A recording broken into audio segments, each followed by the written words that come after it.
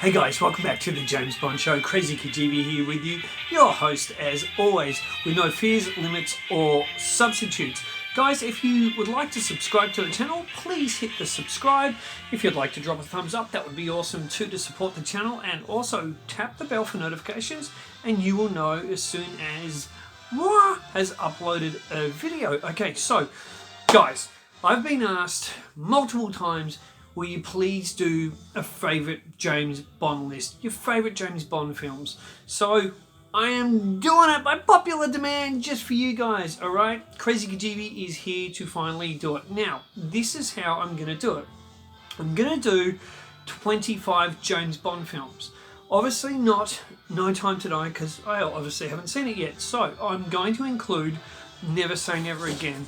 And the reason I'm including Never Say Never Again is because I think it's a Bond film. To me, it's a Bond film. It doesn't have the Bond theme and it doesn't have the gun barrel. But other than that, once you're watching it, it's a James Bond film and I like it. So I am definitely including Never Say Never Again. Now, I will not be including the 1967 version of Casino Royale because to me, that is not a real James Bond film.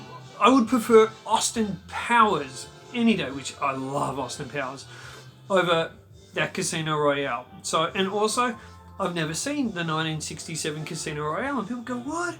But you're a James Bond fan. Yeah, and it's because I'm a James Bond Fleming nut fan, lover of the books, lover of the films. I refuse to watch that spoof. So guys, let's get into this. This is going to be part 5 series. So it's going to be, obviously, because there's 25 films I'm reviewing, I'm going to do this in 5 parts, okay? So this one is going to be from number 25 down to number 20. Nothing is scripted, nothing is pre-done, and to be really honest, and you're probably going to go, what? I'm not even sure what's going to be in my final list here. So I'm kind of thinking a bit on the fly with this one. I do have a few definitives here, but let's see what happens. Okay, so number 25 is Abominations Are Forever. Oops, sorry, Diamonds Are Forever. Okay, anyone that knows me probably knows that's no surprise. I can't stand this film. I hate Diamonds Are Forever. I actually hate Diamonds Are Forever. If you watch on Her Majesty's Secret Service and you go have a break, half hour, you come back and you put Diamonds Are Forever on, it's probably like, it would be like putting on Star Wars Episode 4 A New Hope and then watching Spaceballs and saying that's the continuation film, that's a sequel. That's what it's like.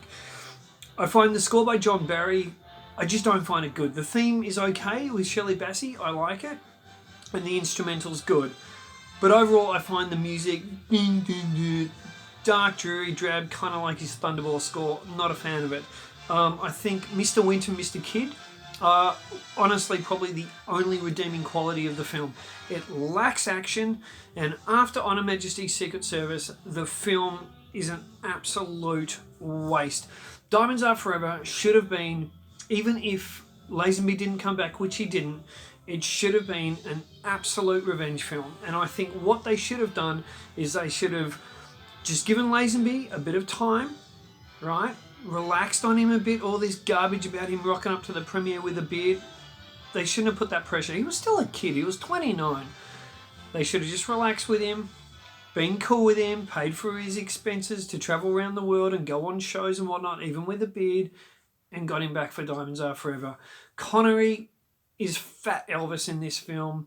We've got Blofeld in drag. It's stupid, it's campy. Yes, there's some clever dialogue in there by Mankiewicz, but it is a stupid film. The ending is garbage. Blofeld, it's the worst Blofeld ever by Charles Gray, and Connery is just wasting his time in the film. He's just wasting everyone's time. So Diamonds Are Forever, number 25. Blech. And to be honest, I barely watch it. I just can't watch that film. Okay, so number 24. Okay. Die Another Day. Okay, now I know if it's a cold day outside, rainy, you get a big hot chocolate, you sit down with some popcorn and your hot chocolate, and you want to watch a big, stupid, fun popcorn flick. Die Another Day, it's not that bad now. It's grown on me to the extent where, because it's got fun there. There is fun, I admit that, and there's some cool action. There's some very kind of early 2000s editing with the speed ramping and all that, but the plot is ridiculous. And this guy, Zhao, diamonds in his face so they can do all this incredible technology, change faces, change height, change everything, but they can't take diamonds out of his face. I think Halle Berry is garbage in this film. Yes, she looks great when she's walking out in the bikini, but the dialogue is absolutely disgraceful. It's like a couple of 8-year-olds wrote it who were watching porn in their daddy's basement or something. I mean, ooh, ornithologist? Wow.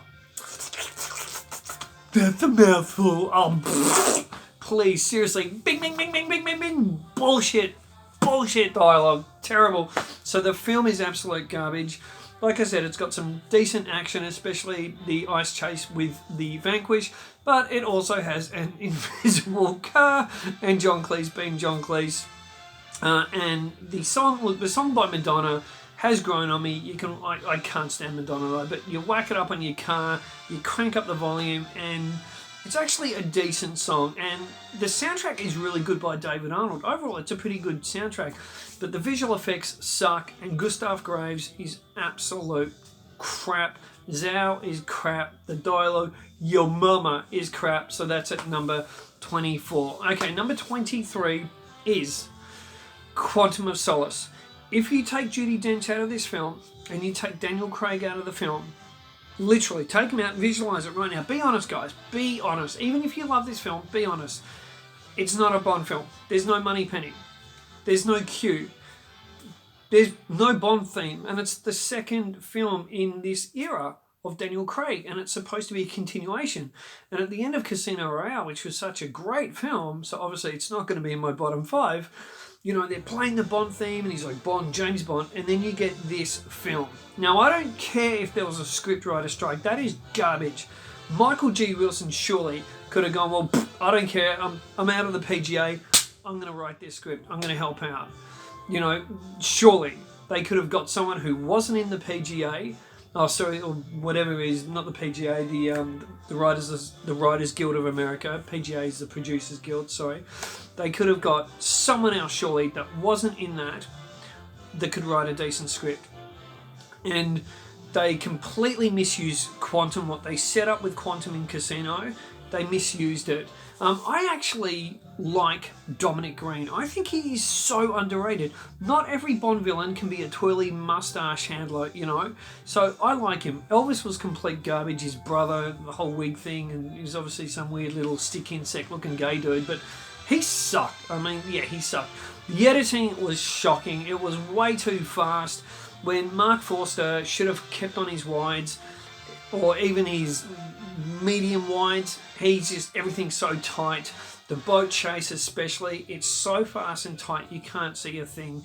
And it is a Bourne ripoff. It is Jason Bourne. So that's why, look, is it entertaining to watch for the action even though it's a bit badly edited? Yeah. Are there some artistic, really cool, interesting things? Yeah. But when a director's crapping on about fire, water, elements, earth, blah, blah, piss off. It's a James Bond film and he should not have been hired to direct this film. Sorry, but he is an absolute cheese doodle, that dude. He's, nah, Mark Forster, good job on Monsters Ball, buddy, but come on. Seriously, are you on crack? Like, directing the way you did? Ugh. Okay, so that is, oh, by the way, Camille, hot. She was hot, and they didn't go anywhere with her either. And Bond's too upset by a woman that he knew for like a few days. Oh, okay, cool. So, all right, so what am I up to? Number 22. Number 22, so I've done, what have I done, guys? Diamonds Are Forever, Die Another Day, Quantum of Solace, 25, 24, 23. I'm up to 22. Okay, 22. Now, I'm probably going to surprise a few of you guys where I go with this. So, 22, I am going to have Thunderball. Now the reason, and I know you Connery fans and Thunderball fans go, what they did with Thunderball a year out from Goldfinger, as far as production, I agree, was amazing. It was a massive film. It was a huge film. The sets, the production design, yes, I agree, that was great. Connery is great. Domino is hot. And I even love Largo.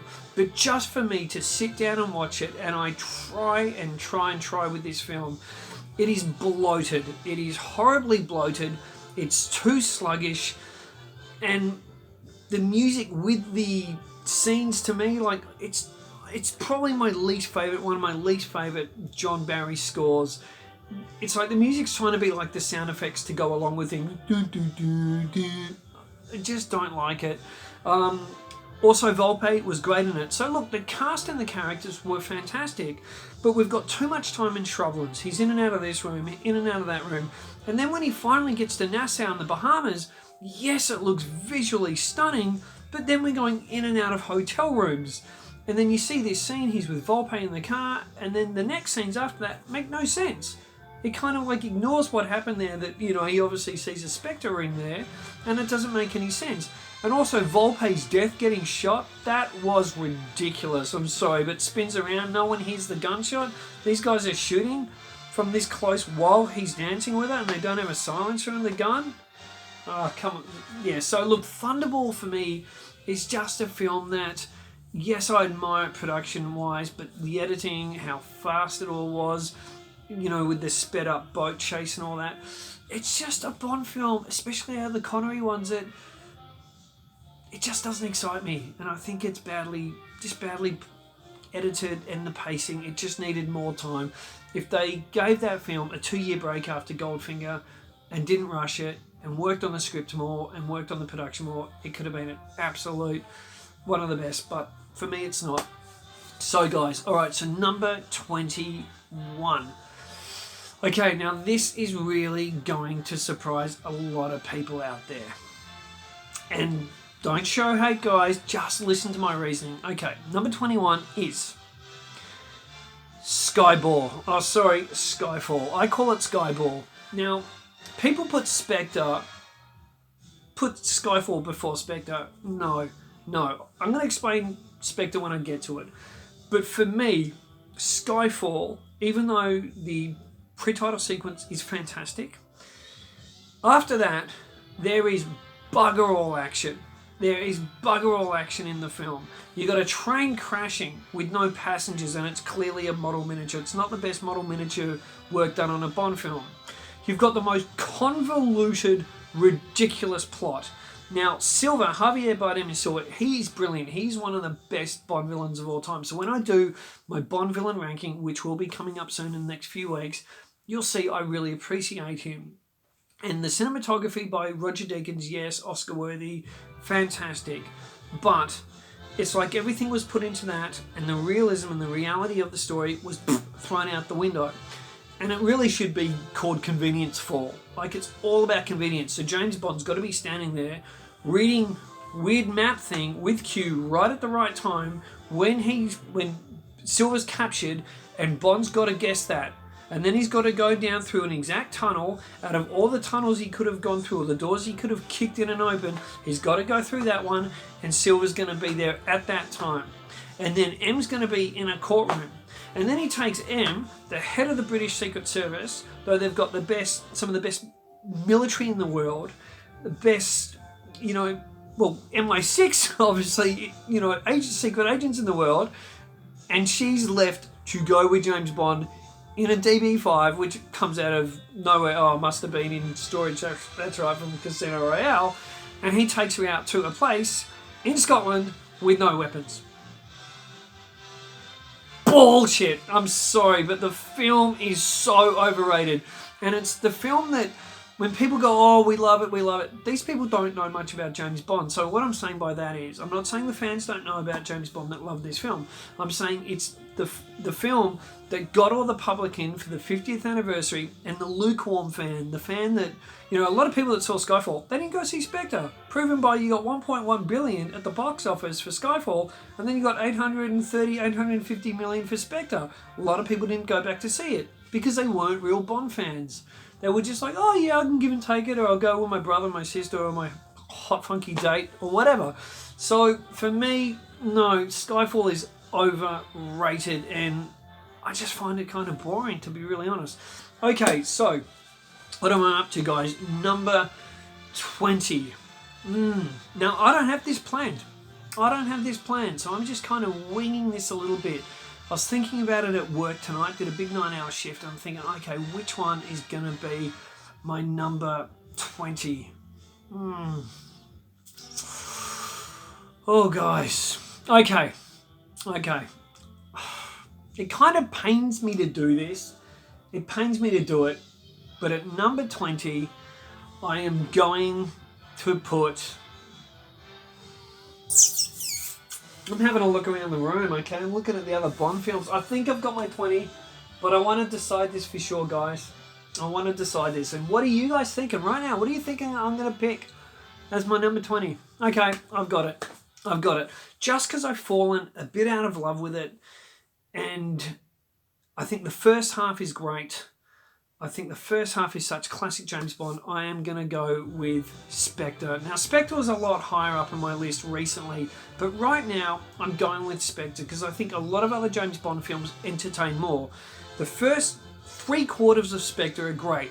Once it gets to Blofeld's lair and the brothers thing, you know, even though I do enjoy Spectre and I like it, the whole brothers thing, the film just sinks and it doesn't recover.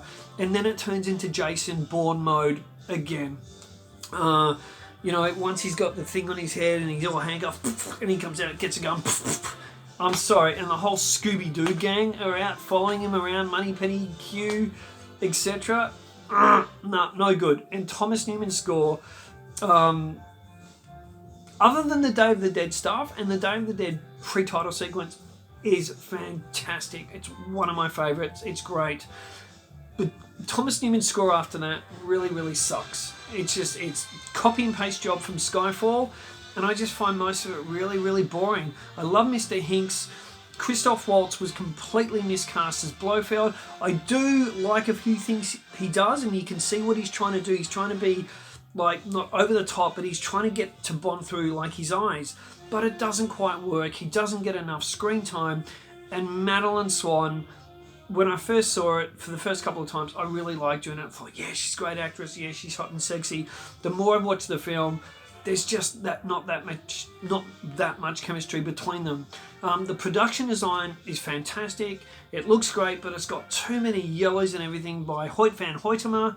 Too many yellows on the cinematography. So, guys, yeah, for me, and the whole brothers thing, like I said before, really lets the film down. I'm the author of all your pain and joining it all together. If they hadn't been so lazy with that and did it a better way, it would have been higher ranked up in my list. But they kind of stuffed the film. Guys, that is 25 to 20. What do you think? What do you think of my choices, my decisions on doing this?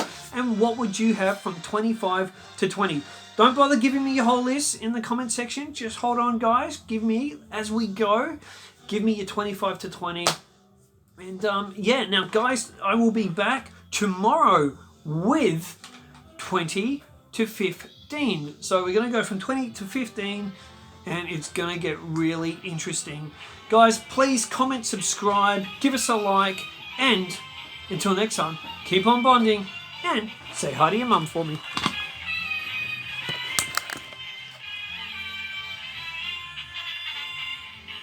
I'm the Bentley. I'm the real 007 car.